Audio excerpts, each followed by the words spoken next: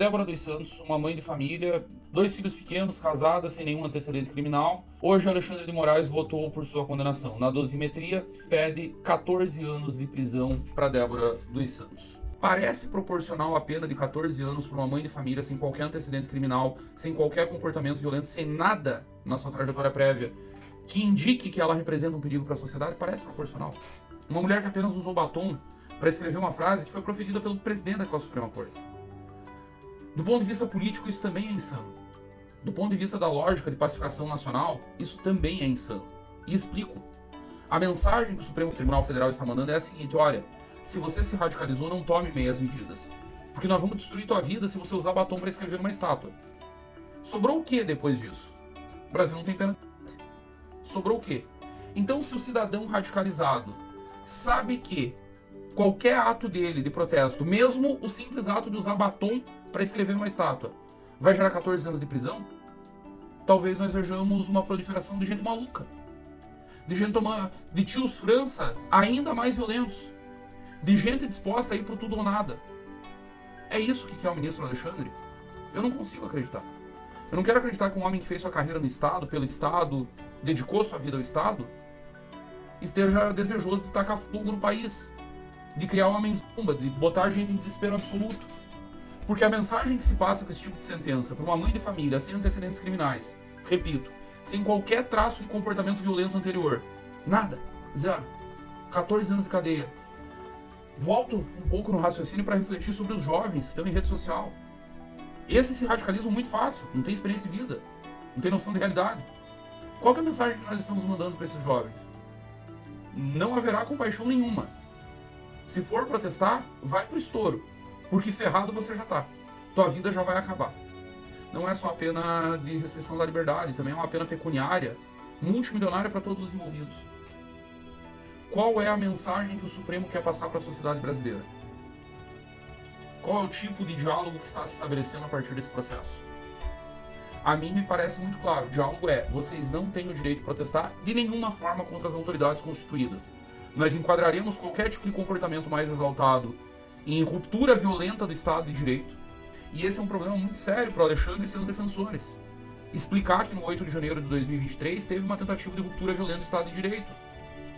Porque até agora, nós estamos no dia 21 de março de 2025, eu não vi a lista de ações de ruptura violenta do Estado de Direito que os manifestantes do dia 8 de janeiro tomaram.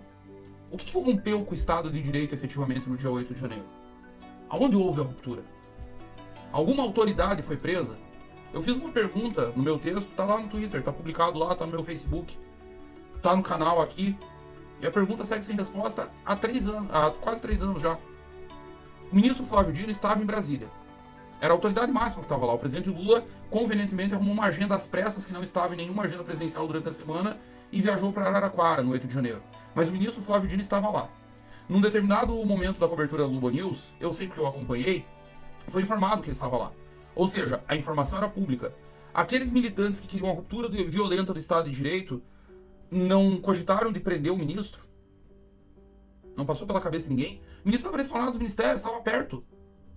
Não saiu do seu gabinete. Nenhum daqueles manifestantes violentos, repito, que planejaram a derrubada violenta do Estado de Direito, ninguém pensou em prender o único ministro que estava ali. Desculpa, não era o único, tinha outro. O general Gonçalves Dias. Esse estava dentro do palácio junto com os manifestantes. Esse estava indicando onde ficava o bebedouro. Esse pediu para os manifestantes não irem em direção ao gabinete presidencial. E veja bem, o ministro do Lula pede para manifestantes, que, repito, queriam a ruptura violenta do Estado de Direito, não irem no gabinete presidencial e eles obedecem. Olha só, o ministro velhinho, o senhor de idade, o senhor idoso, o general Gonçalves Dias, tem seus 60 e tantos, se não tiver 70. Parou os manifestantes pedindo. Qual foi a ação efetiva de tentativa de abolição do Estado de Direito? Onde estavam as tropas armadas para caracterizar um golpe de Estado? Qual instituição teve seu funcionamento impedido? Prédios, sabe qualquer um que estuda teoria política, tem papel simbólico. Nenhum poder depende deles para o funcionamento. Suponha que, vamos fazer um exercício imaginativo aqui, os manifestantes tomaram Brasília e não foram desalojados. Ninguém se movimentou, enfim, as forças de segurança decidiram não fazer nada. Eles tomaram Congresso, tomaram STF e tomaram o Palácio do Planalto, ok? Imagina esse cenário hipotético. E ficaram lá por uma semana. Isso impediu o funcionamento de algum desses poderes? O presidente Lula estava em território brasileiro, estava em São Paulo. Bastava ele despachar de lá. Aonde quer que ele esteja, ele continua sendo presidente da República. O Congresso não tinha ninguém, estava vazio. Era só os congressistas se reunirem, aonde eles bem entendessem. Ginásio esportivo, tenho certeza que o Internacional cederia o Gigantinho de bom grado. A STF poderia ir para o Nordeste, para alguma praia, e fazer suas sessões normalmente. Nenhum dos três poderes estaria impedido, ainda que eles tivessem tomado os 3 prédios e de lá não saído, o que não foi o caso. No final do dia haviam saído todos. Todos. No final daquela arruaça toda, não havia um único prédio ocupado. Não houve confronto com as forças de segurança. Em defesa da democracia, a censura voltou, a perseguição voltou. Exilados temos. Veículos censurados temos. Redes sociais inteiras caladas. Esse Twitter que eu acabo de mencionar, que completou 19 anos, há um ano atrás, 20 milhões de brasileiros foram silenciados. E mais uma vez com truculência. E mais uma vez na base da porrada. E mais uma vez com o Alexandre ameaçando multar cada brasileiro que ousasse usar VPN em 50 mil reais diários. Eu posso ter entendido errado as lições básicas de direito, civilidade, democracia, de convivência democrática. Não me parece que o que os 11 estejam promovendo seja isso. Me parece que vai ser o exato oposto. Aí sim, num sentido orwelliano, em que liberdade é escravidão e escravidão é liberdade. Em que a absoluta falta de senso de proporção passa a ser o novo normal. Desculpa, a minha consciência moral me impede de permanecer em silêncio diante dessa situação. A minha consciência moral me impede disso. A minha consciência moral me impede de comemorar. E nesse mesmo diapasão de senso de proporção, é preciso, sempre foi preciso num caso como esse, em qualquer caso político é assim, nesse caso é ainda mais grave. É saber quem é quem na ordem do dia. Não é o Judiciário, o Ministério Público Brasileiro, os especialistas em PowerPoint, em organograma, em fluxograma, em infografia. Por que até agora não foi estabelecida uma cadeia de comando para os eventos do 8 de janeiro? Não há. Quem foram os financiadores? Quem foram os líderes? Quem executou em campo? Não há. Ninguém sabe. Vamos supor, vamos fazer mais um exercício imaginativo aqui. Alexandre está certo, o Supremo está certo. Foi um golpe de Estado no 8 de janeiro. A quem beneficiaria? Quem era o líder desse golpe de Estado? Quem seria o ditador a ato contínuo? Jair Bolsonaro, que estava na Disney, não falou nada? Poderia ser, tá? Não estou descartando a hipótese aqui. Não é irônico, não é num sentido irônico. Bolsonaro poderia pegar um avião e chegar em 2, 3 horas no Brasil. Isso não é um problema.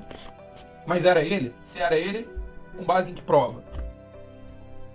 Ele deu alguma ordem para aqueles manifestantes irem até a Brasília para começo da conversa?